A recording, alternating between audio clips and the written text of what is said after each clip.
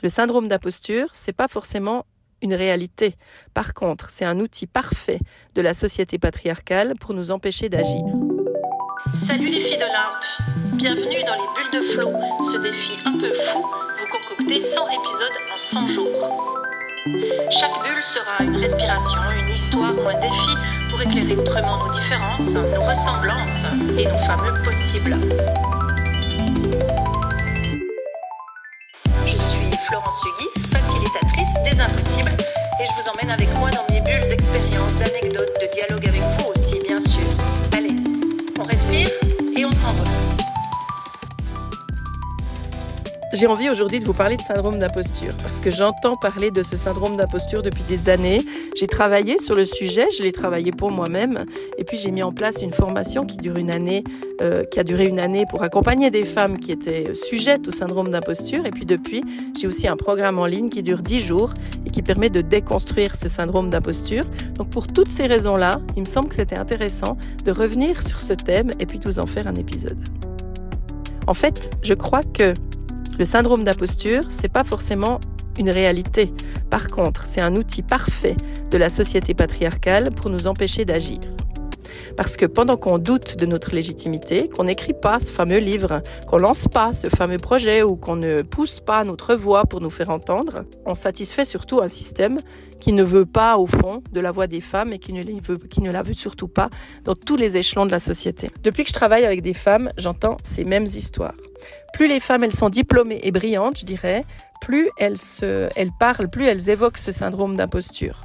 C'est vraiment quelque chose qui les taraude, qui les occupe, qui prend une grande partie dans les accompagnements que je peux vivre.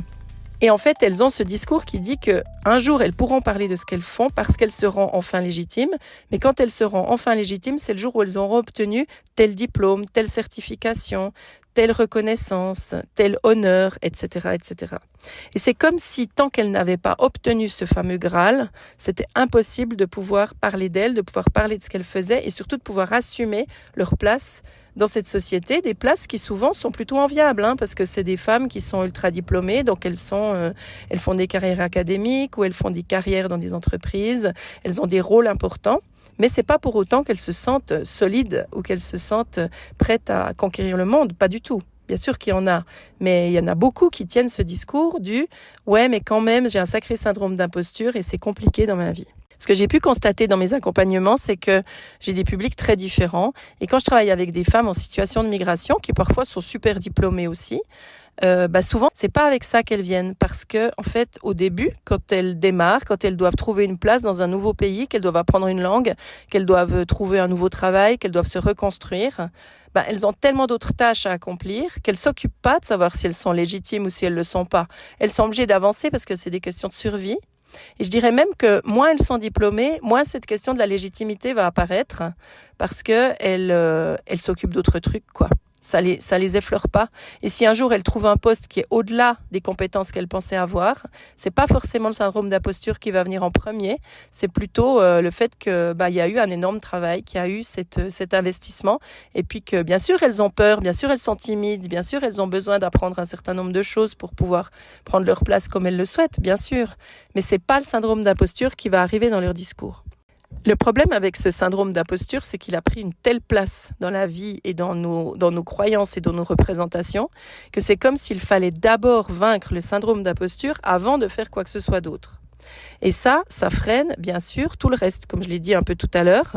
Alors comment on fait pour vaincre cette chimère en fait ? Parce qu'on est quand même dans un discours totalement construit, totalement socialement construit, puisque on considère le syndrome d'imposture, le syndrome c'est quand même un petit peu pathologisant, alors que c'est important de se souvenir que le premier livre qui a été écrit sur cette sensation d'imposture s'appelait Le phénomène d'imposture. C'est Pauline Clance dans les années 80 qui a écrit ce bouquin, puis qui a établi le premier test pour définir un peu son degré d'imposture, et on n'était pas du tout dans la pathologisation. C'est quelque chose qui est venu par la suite et qui s'est construit à travers le discours qu'on a commencé de tenir autour du fait d'être des imposteurs et des impostrices parce que les femmes elles ont complètement intégré que si elle voulait être suffisante, il fallait encore en rajouter une couche. C'est comme si elle s'était mise un échelon de plus sur le chemin de leur réussite éventuelle et que cet échelon, il est particulièrement gluant. Alors c'est quoi un syndrome d'imposture ? En fait, c'est simplement un schéma de pensée où quelqu'un, malgré des succès qui sont avérés, va douter de ses compétences et va vivre dans la peur constante d'être démasqué. Et ces personnes-là, elles vont avoir tendance à attribuer leur réussite à la chance et puis leurs échecs à elles-mêmes. Dire que si elles réussissent, c'est que vraiment les conditions ont été incroyablement faciles pour elles et puis surtout, finalement, le défi n'était pas tellement compliqué à gagner. Et puis si elles ratent, alors là, par contre, c'est qu'elles n'ont pas assez travaillé, c'est qu'elles sont responsables de X trucs, c'est qu'elles auraient pu faire mieux et bla et bla et bla. Et donc, le problème, c'est que ce soit une réussite ou que ce soit un échec, ça va renforcer ce sentiment d'imposture parce qu'on va continuer encore plus souvent de penser qu'on n'est pas à la hauteur puisque parfois c'est trop facile et parfois c'est de notre faute. On n'est jamais capable de pouvoir atteindre un certain nombre d'objectifs avec ce genre de pensée. Alors, moi non plus, j'y échappe pas à ce phénomène. Bien sûr qu'il existe. Il existe aussi dans ma vie. Je suis aussi en lutte constante avec ce sentiment de ne pas être assez. Je me flagelle aussi assez souvent si je réussis quelque chose, puis je me dis que j'aurais pu mieux faire. Bien entendu, nous sommes un peu toutes là-dedans, dans ce genre de choses-là. C'est des choses qui nous arrivent assez généralement. Mais si on compare avec les hommes, moi j'ai quand même entendu peu d'hommes dire « je me sens pas légitime pour tel truc ». Bien sûr que ça arrive, parce qu'il y a des hommes incroyablement éveillés. Mais disons que globalement, c'est pas un truc qu'on entend. Et si vous prenez un chef d'entreprise qui se fait remettre à l'ordre pour une raison ou une autre, il va pas nous dire qu'il se sent pas légitime. C'est pas le premier truc qui va lui passer dans la tête.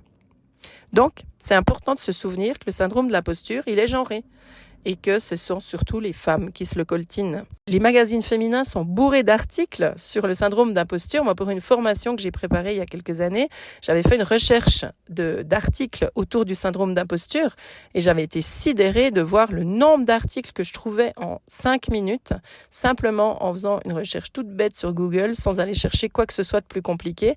Et c'était vraiment édifiant. Et il y avait toutes les raisons de penser que oui, si vous tombez sur cet article, alors c'est que vous êtes concerné. Sinon, vous n'auriez peut-être pas lu ce papier. Mais pourquoi on en est arrivé là ?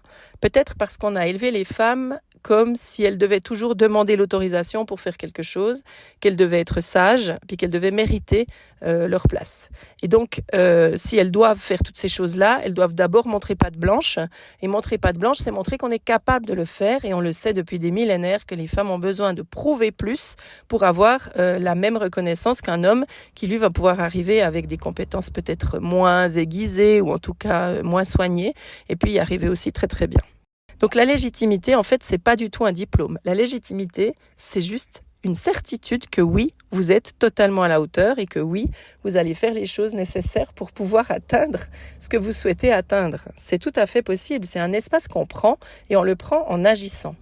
Et pour moi, la clé vraiment importante à retenir de ça, c'est agir, c'est poser des actes, se rendre compte que, ok, le discours dit que c'est impossible, mais la pratique nous montre que c'est absolument accessible.